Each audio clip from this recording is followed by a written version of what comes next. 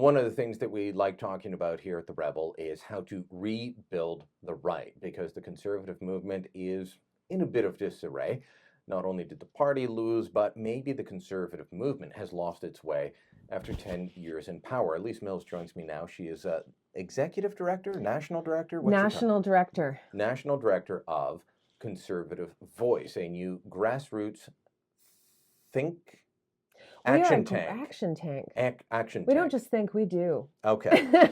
So part of your goal, you've similar goals in some ways to what we're trying to do at The Rebel, and that is put forward a message that resonates with Canadians. Actually, we're all parts of the same whole, right? So for Conservative Voice, we're based and rooted in simply fiscal conservatism, because we think that's where the conversation begins and ends. When you begin to look at, a great example actually is job creation. Justin Trudeau's talking a lot about job creation. We believe at Conservative Voice, I think as The Rebel believes, that if you want to talk about job creation, you need to put it into the context of socioeconomics. So, you want to talk about creating conditions, not assuming that government creates wealth. It doesn't. Government does not create wealth. Government creates conditions, right? Government has no money that it does not first take from the people. It's so correct. And so basing a plan to prosperity, the ones that work and the ones that I've been part of over my time in politics have all been fundamentally rooted in growing the private sector. And what that means is through strong economic conditions. So how do you go about building a message that will resonate with Canadians? Because from the 90s on, the message of deficits are bad, surpluses are better, balanced books, tax cuts, those resonated both here and in Canada, in the United States. I think we've lost that now. I think the Occupy Wall Street message of higher taxes, tax the rich, get the 1%, make other people pay their fair share. I don't know what that is, but that seems to have won the day. I realize it's extremely trendy, but the reality is those poor people that have bought into Justin Trudeau's tax break are going to be the very same people that, well, we all are actually. We're all going to be paying that $4 billion it's going to cost us to have that tax credit or tax cut. And the sad thing is that the way that it was set up until he was elected actually worked extremely well. You can do a lot for Canadians, and what Conservative Voice believes in, and The Rebel shares our point of view on this as well, is that you can do a lot for Canadians if you shrink back government. You don't. We've had, you and I have spent a good chunk of the day together today, and we have talked about everything that ranges from climate change to the situation over Elections Canada. And if you think about how much we are spending in just on those two things right there, you take a look at efficiency, you take a look at being able to deliver a product to Canadians that works instead of layers and layers and layers of bureaucracy and make work jobs. The government shouldn't be in the business of trying to, get into job creation and big mega nanny projects. National projects don't work. We learned that through the first Trudeau era. And I think that what's happened is that Canadians, albeit were willing to take change at any cost. I don't think they paid attention to what the economic plan was. I don't think the media paid any attention. I think they gave it 2 days, but 2 days too little to what were obviously, even at that point, glaring holes in Trudeau's tax plan. We were talking about $4 billion deficit or shortfall in his economic plan way back when, and nobody apparently paid attention. We need to remind Canadians, average Canadians, not Bay Street, not those people, but our people, the blue collar workers, the single moms that are stretching their paychecks. We need to remind them that we're there for them. The first and best social policy that a conservative can give a Canadian is a job, and create conditions that create jobs.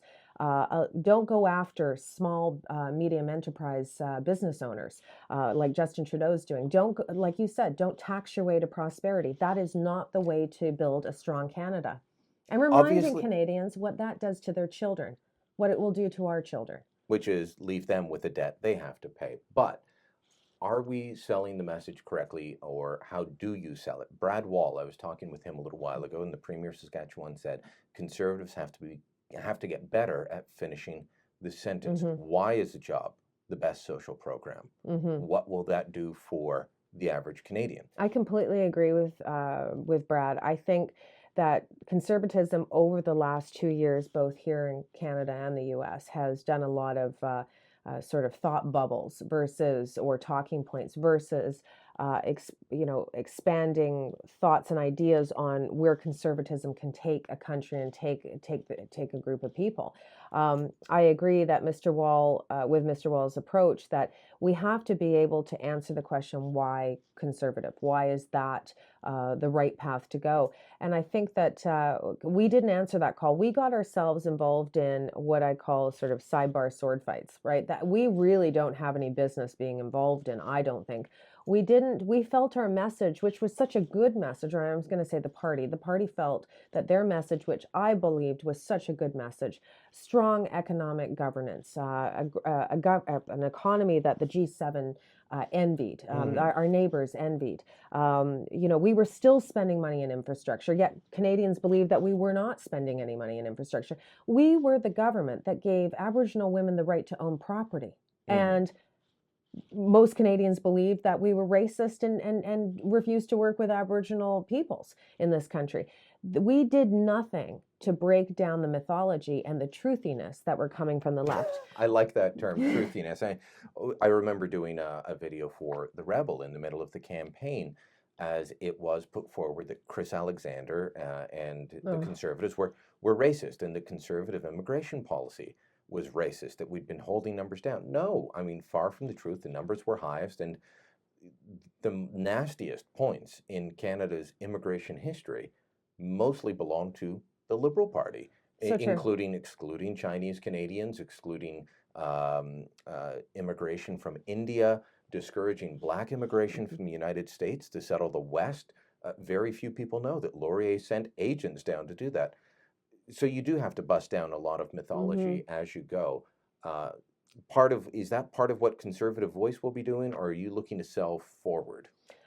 I think we have some heavy lifting and damage repair to do that the party in the last, I would say, 18 to 24 months created.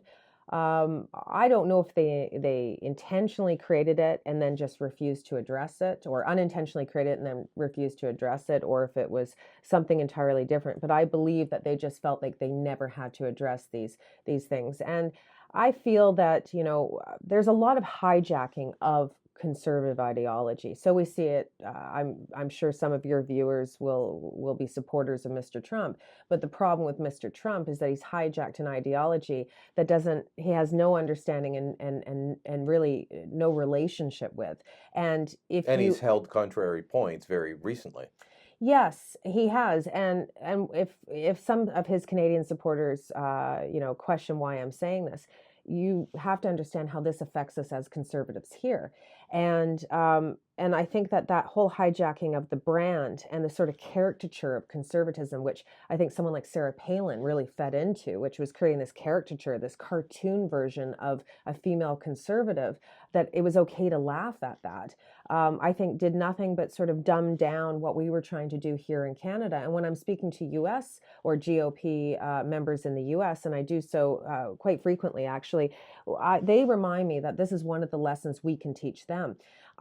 So I said, well, actually, no, it's one of the lessons we're going through again, right? Is how do you reignite that brand? And you have to start with the pillars, the basics, right? We were always an ideology that was more receptive, at least in the West, more receptive to representing the middle income earner, the blue collar worker, than the Bay Street Tory type.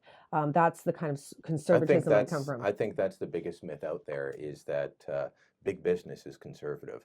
It's not. Big business is big business. They're in it for themselves. Yeah. They have nothing to do with it. Well, and for me, as I build the brand, and for the last couple of years, I've been talking about why do we hold these big meetings in Ottawa and, Calgary, but we don't, and Lesserton to some degree in Calgary, but Ottawa and Toronto. Like, why is the Manning Center having their conference in Ottawa? they should really be taking it back to the West, or they should be taking it into Atlantic Canada, where our supporters are, because our supporters, our conservative supporters, are holding down jobs, working long hours, raising kids, sometimes doing that all by themselves. They don't have the money or the time to come into these big cities. I would really like us to reach out further and deeper. I also think that a huge demographic that we miss out on, and we intentionally miss, I think we just skip over it because we don't know how to address it, is women. I just simply identify with them as mothers. Women are not going to respond to that, and women are programmed to believe they're liberal because, reproductive rights and gender equality and equal pay for equal work, all of those slogans seem to be hijacked by the progressive argument. But the reality is that we are a party full of libertarian beliefs. We believe in freedoms of religion and gender and equality and all of that. And I also believe that more women are conservative than they ever think they are. They're often the first person to talk about crime and safety, Hmm. especially when they're concerned about their children. They're also going to choose real estate based upon safest place to live. Yes. They are often the bank manager of the household. Those are all conservative philosophies and ideas. And I want to be able to have those conversations with all of those people. And I think that conservative voice, we are going to do something different. We have to reach beyond the epicenters, the Vancouvers, the Ottawas, the Torontos. And I think, like I said, a lesser degree to Calgary. And we have to go out into the grassroots. Why do we expect them to travel to us at great expense? We should be out there holding panels, meetings. We should be asking them, what are their ideas? But we have to get back to the fundamental basic principles of conservatism and stop turning it into a caricature or some sort of cartoon for somebody else to run a leadership race on, as we're seeing with Donald Trump. And hopefully we aren't going to see that with our own leadership race here in Canada. All right. Elise, great talking to you as Thank you, always. Thanks Brian. so much.